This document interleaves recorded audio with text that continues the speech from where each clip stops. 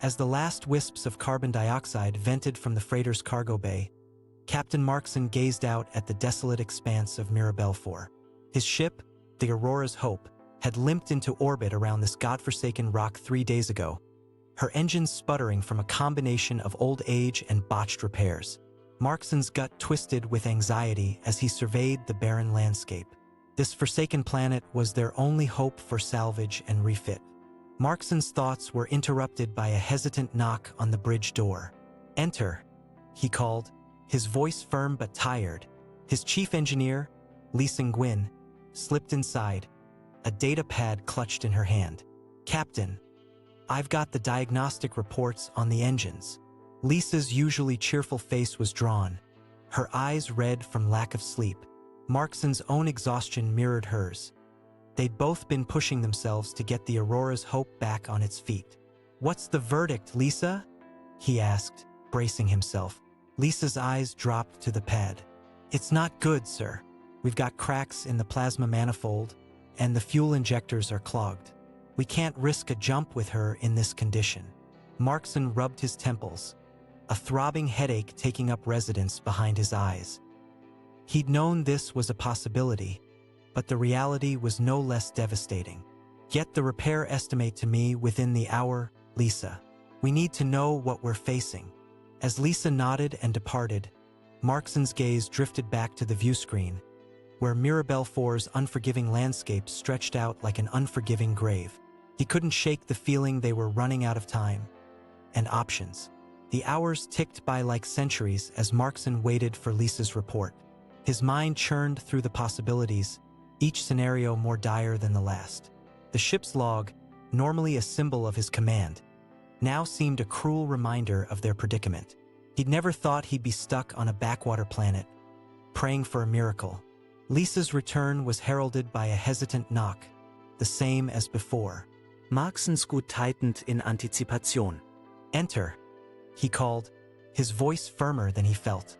Lisa entered, her eyes downcast, the data pad clutched in a trembling hand. "Captain, I've run the simulations. We can effect some temporary repairs, but..." She paused, as if gathering her thoughts. "We'll need to fabricate new manifold components, and that's going to take time and resources we don't have." Markson's eyes narrowed, his mind racing. "What's the estimate, Lisa?" "Minimum of 6 weeks, sir. Assuming we can scrounge up the materials and..." "6 weeks." Markson's voice spiked in disbelief. "We can't stay here that long. We'll be lucky if we don't get caught in a sandstorm or get raided by those nomadic gangs." Lisa's face tightened. "I know, sir, but what choice do we have? We can't risk a jump, and our sensors are picking up some unusual readings from the planet's core. I don't think it's safe to stick around." Markson's gaze drifted back to the view screen, where Mirabel 4's desolate wasteland seemed to mock him. Unusual readings? That was all he needed. Some unknown factor to throw a wrench into their already precarious situation. Unusual readings? Markson's eyebrow arched, a spark of curiosity igniting amidst the desperation. "What kind of readings, Lisa?" Lisa consulted her pad, her brow furrowed in concentration. "Gravity fluctuations, Captain. The planet's core is pulsing, for lack of a better term. It's like nothing I've seen before." Markson's interest peaked. He leaned forward, his elbows on the armrests. "Pulsing? That implies some kind of rhythm. Have you tried to sync our sensors to match the frequency?" Lisa nodded, a hint of excitement creeping into her voice. "That's exactly what I did, sir. And, well, it's weird. The pulse seems to be resonating with our ship systems. Almost like it's trying to communicate with us?" Markson finished, his mind racing with the implications. Lisa's eyes met his, a shared sense of wonder sparking between them. "I know it sounds crazy, Captain, but yes, it's as if Mirabel 4 is trying to tell us something." The bridge fell silent, the only sound the gentle hum of the ship's systems. Markson's gaze drifted back to the view screen, where the desolate landscape seemed to have transformed into an enigmatic, pulsing entity. He felt the weight of his responsibilities as captain, the burden of making a decision that could mean the difference between life and death. Lisa, I want you to try and establish a connection with whatever is causing that pulse. See if we can glean any information, or maybe even get some help. Markson's voice was measured, his decision made. We're running out of time, and I'm willing to take a chance on the unknown if it means getting us out of this mess. Lisa's face set in determination. She nodded once. Aye, Captain. I'll get to work right away. As Lisa hastened to comply, Markson's thoughts turned to the implications of their discovery. An entire planet, pulsing with an otherworldly energy, beckoning them to explore its secrets. It was as if Mirabel 4 had been waiting for them, its strange rhythm a siren's call to the Aurora's Hope and her crew.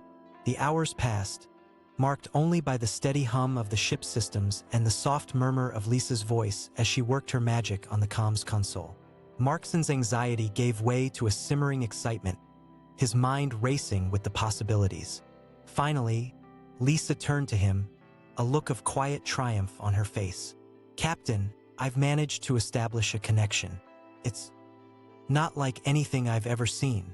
Markson's eyes locked onto the view screen, where a swirling vortex of colors had replaced the desolate wasteland. The pulsing rhythm had grown stronger, taking on a life of its own. What am I seeing, Lisa? It's a gateway, sir, Lisa replied, her voice barely above a whisper. The planet's core is generating some kind of portal. I think it's trying to communicate with us, or maybe even guide us somewhere. The bridge grew silent once more, the only sound the gentle thrum of the portal's energy. Markson's instincts screamed caution, but his curiosity, his desire to explore the unknown, had taken hold. He felt the weight of his responsibility as captain, the lives of his crew hanging in the balance. Lisa, can you stabilize the portal? Markson's voice was measured, his decision made. Lisa's eyes locked onto his, a spark of understanding flashing between them. Aye, Captain. I'll try to lock in the frequency. As the portal's energy pulsed stronger, Markson felt the Aurora's Hope trembling around him. The ship and its crew poised on the cusp of the unknown. The captain's heart pounded in his chest, his mind echoing with a single haunting question. What lay beyond the portal's shimmering veil? The bridge was bathed in an eerie, pulsing light as Lisa worked her magic on the console. The portal's energy thrummed through the ship, causing the very air to vibrate with an otherworldly power. Markson's heart raced with anticipation, his senses on high alert as he waited for the outcome. Suddenly, the console beeped, and Lisa's hands flew across the board. I've got it, Captain, she exclaimed, her voice tinged with excitement. The portal is stable. We can attempt to transit. Markson's gaze locked onto the view screen, where the swirling vortex seemed to beckon them forward. He felt the weight of the unknown, the thrill of discovery, and the fear of the uncharted. His eyes met Lisa's, and he nodded once. Let's do it, Lisa. Take us through. The ship shuddered, its engines groaning in protest as Lisa cautiously guided the Aurora's Hope into the heart of the portal. The lights flickered, and the air seemed to thicken, as if reality itself was bending to accommodate their passage. Markson's gut twisted with anxiety as the ship was enveloped by the pulsing energy. The view screen flickered, and for an instant, the bridge was plunged into darkness. Then, in a burst of light, they emerged on the other side. The bridge erupted into a cacophony of alarms and shouts as the crew struggled to comprehend their new surroundings. Markson's eyes scanned the view screen, his mind reeling as he took in the impossible. They were no longer in Mirabel 4's orbit. The Aurora's Hope drifted in the midst of an alien city, surrounded by towering structures that defied gravity and logic. The air was thick with an otherworldly energy, pulsing with an intelligence that neither Markson nor his crew could comprehend. The captain's voice was barely above a whisper as he spoke the words that would change their fate forever. Welcome to the unknown, crew. We've arrived.